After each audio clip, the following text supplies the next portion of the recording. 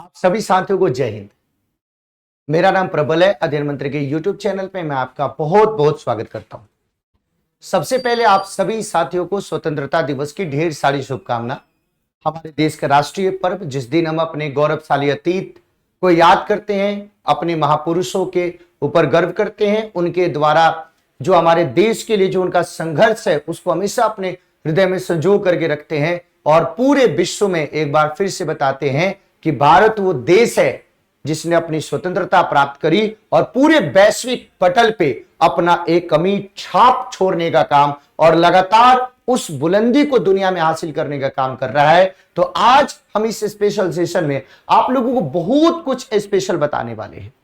तो आप सारे लोगों को बहुत ध्यान से मेरी बातों को सुनना है, समझना है और आप लोगों को एक एक चीज आज बहुत अमेजिंग सा पता चलेगा, क्योंकि आज हम लोग करने वाले हैं अपने भारत का दर्शन करने वाले हैं, इतिहास से वर्तमान तक की बात करेंगे। लेकिन उससे पहले चूंकि आप सब लोगों की पढ़ाई बहुत आवश्यक है, तो अभी आप लोगों को पता है कि 3 दिन आप लोगों के 14 तारीख से जो शुरू हुआ था, 15 तारीख यानी आज और 16 तारीख तक 3 दिन आपके अध्ययन डे चल रहा है और पूरे के पूरे छात्रों की बेहतरीन तैयारी के लिए और उनको मिनिमम फी में एकदम प्रॉपर आपकी छूट के साथ उनको प्रॉपर आपके कोर्स अवेलेबल कराया जा रहा है अध्ययन मंत्र के कनेक्टेड एप्लीकेशन पे। ये टेस्ट सीरीज की बात करें तो जनरल पेपर आपके 99 में, चाहे आप किसी भी एग्जाम के लिए लीजिए, सब्जेक्ट पेपर 149 में, कंप्लीट आपके 199 में, उसके बाद सीटेट और टेट आप किसी भी टेट के एग्जाम्स की तैयारी करते हैं तो 899 में, आपके बीपीएससी की तैयारी करते हैं तो 899 में, कोई भी आप कोर्स लीजिए भाई।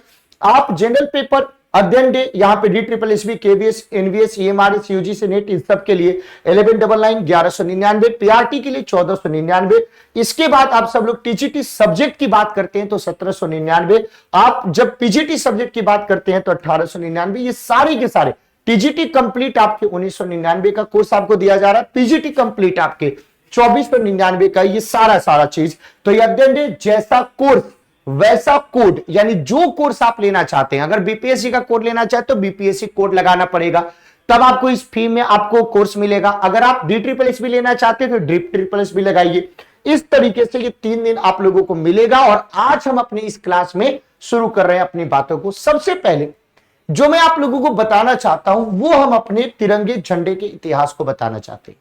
क्या सचमुच हमारा झंडा जो आज दिखाई देता है वो उसी तरीके से था पहले? नहीं, समय समय के साथ इसमें परिवर्तन हुआ, तब आज वर्तमान स्वरूप हमने धारण किया है।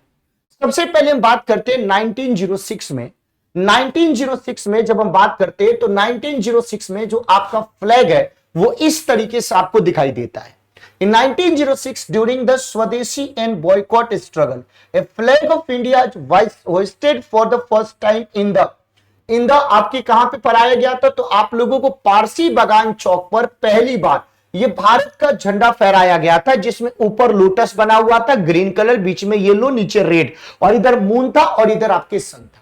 1906 में जो आप झंडा देखते हैं पहली बार जो आपके फहराया गया स्वदेशी आंदोलन के दौरान, वो ऐसा आपको दिखाई देता है। फिर इसके स्वरूप में परिवर्तन हुआ 1907 में आप लोगों को पता है कि पेरिस में मैडम भीखाजी कामा, जिसको हम लोग क्या कहते हैं, मदर ऑफ इंडियन रिवोल्यूशनरी कहते हैं, भारतीय क्रांति की जननी कहते हैं, मैडम भीखाजी कामा ने जब उन्होंने आपके 1907 में ये झंडा जब आपके फहराया तो थोड़े बहुत संशोधन के साथ ऐसा ही झंडा फहराया गया था। ऊपर देखिए सैफरन कलर आपको दिखाई देता है, येलो, नीचे ग्रीन दिखाई देता है, यहां पे इस तरीके का सिंबल और यहां पे इस तरीके का सिंबल और बीच में आपको वंदे मातरम और ऊपर इस तरीके का सिंबल आपको दिखाई देता है। तो समाजवादी सम्मेलन में आप लोगों को पता है कि प्रथम भारतीय जिन्होंने विदेशी धरती पे पहली बार भारतीय ध्वज को फहराने का काम किया था मैडम भीखाजी कामा ने। तो इस तरीके से इसको बर्लिन समिति का झंडा भी कहा जाता है। तो 1907 में 1907 की बात करते हैं तो इस प्रकार का ध्वज आपको दिखाई देता है। अब हम लोग पहुंचे 1917 में। 1917 में आप लोगों को पता है कि फर्स्ट वर्ल्ड वॉर के दौरान, प्रथम विश्व युद्ध के दौरान भारत में एक नया आंदोलन शुरू हुआ था। उसको हम लोग क्या बोलते हैं? होम रूल लीग आंदोलन के नाम से जानते हैं। उसको किसके नाम से जानते हैं? होम रूल लीग मूवमेंट के नाम से हम लोग जानते हैं भाई। तो यहां पे एनी बेसेंट और बाल गंगाधर तिलक ने एक झंडा फहराया और यह झंडा औपनिवेशिक साम्राज्य के भीतर भारतीयों के लिए स्वायत्त शासन था। जो इस तरीके से वो फ्लैग आपको दिखाई देता है, जो इस तरीके से फ्लैग दिखाई देता है 1917 में। 1917 के बाद 1921 में, जिसको अब हम विजयवाड़ा कहते हैं, कांग्रेस के अधिवेशन में, आप लोगों को पता है कि कांग्रेस का अधिवेशन जो 1885 से शुरू हुआ था, सामान्यतः दिसंबर के महीने में होता था, कभी कभी विशेष अधिवेशन भी आपके होते थे। तो एक युवा स्वतंत्रता सेनानी जिनका नाम था पिंगली वेंकैया, आप सब लोग इस नाम से बहुत ही ज्यादा परिचित होंगे, उन्होंने महात्मा गांधी को एक ध्वज का डिजाइन आपके भेंट किया। पिंगली वेंकैया ने आपके महात्मा गांधी को एक ध्वज, ऊपर आप सब लोग देखोगे तो सबसे ऊपर व्हाइट पट्टी दिखाई देगा, बीच में आपको ग्रीन दिखाई देगा, नीचे आपको रेड दिखाई देगा और यहां पे चरखा बना हुआ है। तो पिंगली वेंकैया ने महात्मा गांधी को एक ध्वज का डिजाइन भेंट किया। इस ध्वज में 3 आपकी पट्टियां दिखाई देती हैं। भारत में सद्भाव से रहने वाले कई समुदायों का प्रतिनिधित्व करती थी। बीच में एक चरखा बना हुआ था जो हमारे देश के प्रतीक के तौर पे दिखाई देता है। 1921 में ध्वज इस तरीके का है। 1931 में हम लोग पहुंचे, कराची का अधिवेशन था, सरदार पटेल आपके कांग्रेस के अध्यक्ष थे, आप सब लोगों को यह बात पता है। तो 1931 में एक औपचारिक प्रस्ताव किया गया और जिसमें पिंगली वेंकैया के झंडे को थोड़े से अमेंडमेंट के साथ अपनाया गया। सफेद और हरा रंग तो बना रहा, लेकिन लाल रंग की जगह पे ये जो रेड कलर था, रेड कलर, उस रेड कलर की जगह पे आपको केसरिया कलर, ये जो आपको दिखाई देता है सैफरन कलर, केसरिया कलर, आप सब लोगों को, तो अब यहां पे जो केसरिया रंग है वो साहस, शौर्य, त्याग, बलिदान के प्रतीक के तौर पे दिखाई देता है। जो सफेद रंग है, व्हाइट कलर है, वो शांति के प्रतीक के तौर पे आपको दिखाई देता है। और जो ग्रीन कलर है वो आपके कहीं ना कहीं फर्टिलाइजेशन यानी उर्वरता, वो कहीं ना कहीं डेवलपमेंट, उसके प्रतीक के तौर पे दिखाई देता है। और देश के प्रतीक के तौर पे बीच में चरखा आपको दिखाई देता है। अब हम लोग आ गए अपने वर्तमान के ध्वज पे। जुलाई 1947 में, आप लोगों को मैंने क्लास में भी बताया कि 22 जुलाई 1947 में हमने अपने तिरंगे के वर्तमान स्वरूप को एक्सेप्ट किया। तो ये संविधान सभा ने औपचारिक रूप से स्वतंत्र भारत के झंडे को अपनाया और यहां पे चरखे की जगह पे हमने क्या अपनाया भाई, अशोक के धर्म चक्र को हमने लाया। और ये किसको आपको दर्शाता है, तो सत्य और जीवन, न्याय के प्रतीक के तौर पे दिखाई देता है। और इस झंडे को वर्तमान में जो हमारे देश का झंडा है, फ्लैग है, राष्ट्रीय ध्वज है, जिसके ऊपर हमें पूरे तरीके से प्राउड है, जिसके लिए हम किसी भी हद तक जाने के लिए तैयार रहते हैं, अपनी जान देने के लिए तैयार रहते हैं, तो जान से प्यारा हमारा तिरंगा ये वर्तमान में स्वरूप में आपको दिखाई देता है। संविधान सभा के द्वारा 22 जुलाई 1947 को इसको अपनाया गया। सबसे ऊपर आपको केसरिया रंग दिखेगा, बीच में सफेद रंग दिखेगा और नीचे आपको क्या दिखाई देगा भाई, डार्क ग्रीन। और सफेद रंग की पट्टी में आपको डार्क ब्लू एक आपके चक्र दिखाई देगा, जिसमें 24 आपकी तीलियां होती है भाई। तो जब हम आपके 3 रंग की पट्टियों के बारे में बात करिए, 3 रंग की आपकी 36 पट्टियां, सबसे ऊपर केसरिया, बीच में सफेद और नीचे गहरे हरे रंग की पट्टी आपको दिखाई देगी। और ये तीनों के तीनों प्रोपोर्शन में है, ज्यादा ऊपर नीचे कुछ नहीं, एकदम सेम प्रोपोर्शन में दिखाई देगा। 3:2 के रेशियो में लंबाई चौड़ाई इसकी दिखाई देती है भाई। तो यहां पे आप लोगों को समझने की जरूरत है कि जो आपको मैंने बता दिया कि कौन कौन सा किसको किसको डिनोट करता है भाई। अगर हम आपसे बात करें तो केसरिया रंग है जो देश की शक्ति, साहस को दर्शाने का काम करता है।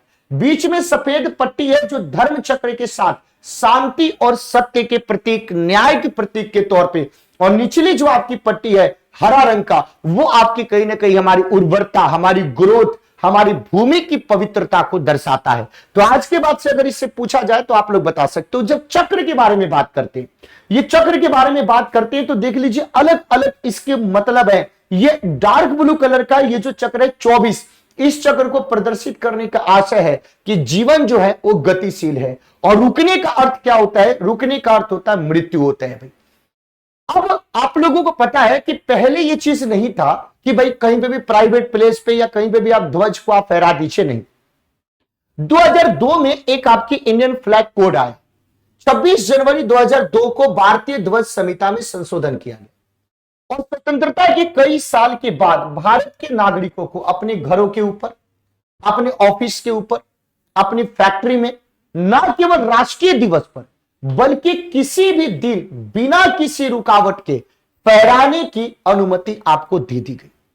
तो ये 26 जनवरी 2002 को जो भारतीय ध्वज संहिता 2002 है, इसके द्वारा किसी भी भारतीय को, किसी भी व्यक्ति को भारतीय ध्वज को ससम्मान विद ड्यू रिस्पेक्ट आप कहीं पे भी इसको फहरा सकते हैं, अपने घरों पे, अपनी गाड़ियों पे, कहीं पे भी आप इसको लगा सकते हैं। तो ध्वज संहिता के बाद ये सबको अधिकार मिल गए। अब हम सब लोग बात करते हैं एक चीज और, कि जब अपने भारत के बारे में बात करते हैं और भारत का दर्शन करें, तो हमने भारत का राष्ट्रीय ध्वज तो देख लिया, जिसको स्वतंत्रता दिवस के अवसर पे 15 अगस्त के अवसर पे प्रधानमंत्री लाल किले की प्राचीर से उसको फहराते हैं। लेकिन अब हमारे और राष्ट्रीय प्रतीक के तौर पे बात करें तो इस राष्ट्रीय दिन के दिन पे हमें समझना है, राष्ट्रीय पशु हमारा कौन सा है भाई? बाघ। राष्ट्रीय ध्वज हमारा कौन सा है? तिरंगा। राष्ट्रीय पक्षी हमारा कौन सा है भाई? मोर। राष्ट्रगान हमारा कौन सा है भाई? जनगण। ये बेसिक सी बात है, आपको पता होना चाहिए। जब अपने राष्ट्रीय पंचांग के बारे में बात करें तो शक संवत पर आधारित कैलेंडर है हमारा। जब हम राष्ट्रीय गीत के बारे में बात करें तो वंदे मातरम। जब अपने राजकीय प्रतीक के तौर पे बात करें तो अशोक का सारनाथ में जो स्तंभ है उसका ऊपर वाला जो शीर्ष वाला हिस्सा है वो। और मुद्रा चिन्ह के बारे में बात करें तो भारत की अपनी करेंसी का सिंबल भी है, और वो कौन सा भी? रुपीज। जो आप सब लोगों को इंग्लिश के आर और हिंदी के र, ये दोनों देवनागरी और रोमन स्क्रिप्ट दोनों को मिलाकर के आपको बनाया गया है।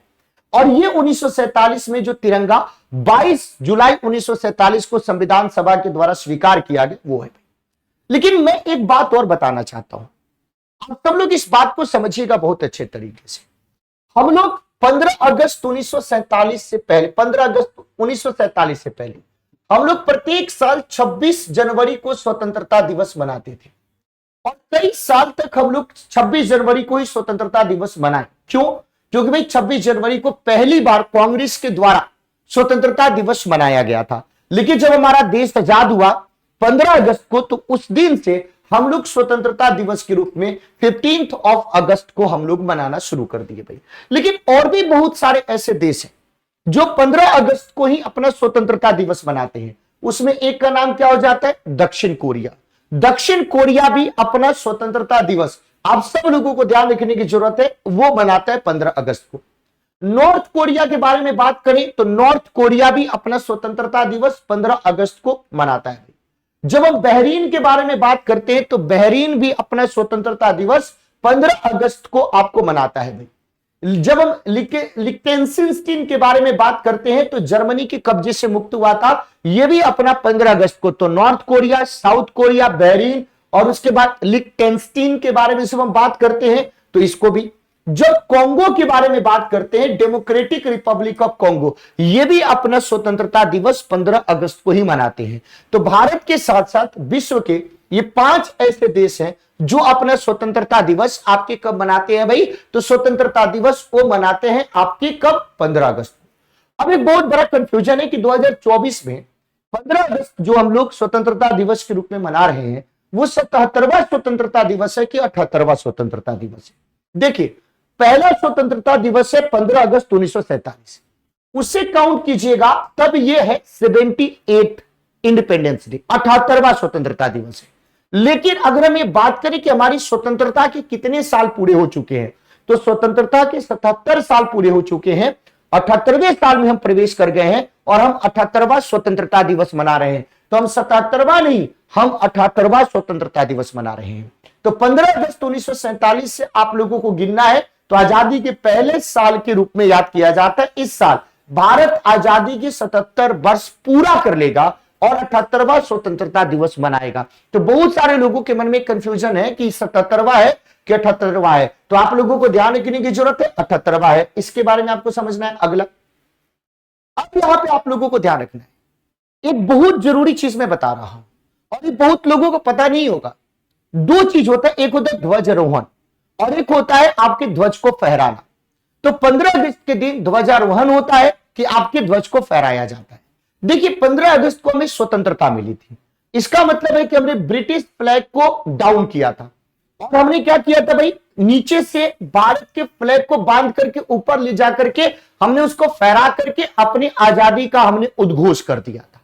तो 15 अगस्त के दिन क्या होता है, तो याद रखिएगा कि जब स्तंभ पर नीचे से ऊपर की तरफ चढ़ाया जाता है, नीचे से ऊपर की तरफ चढ़ाया जाता है, तो इसको बोलते हैं ध्वजारोहण।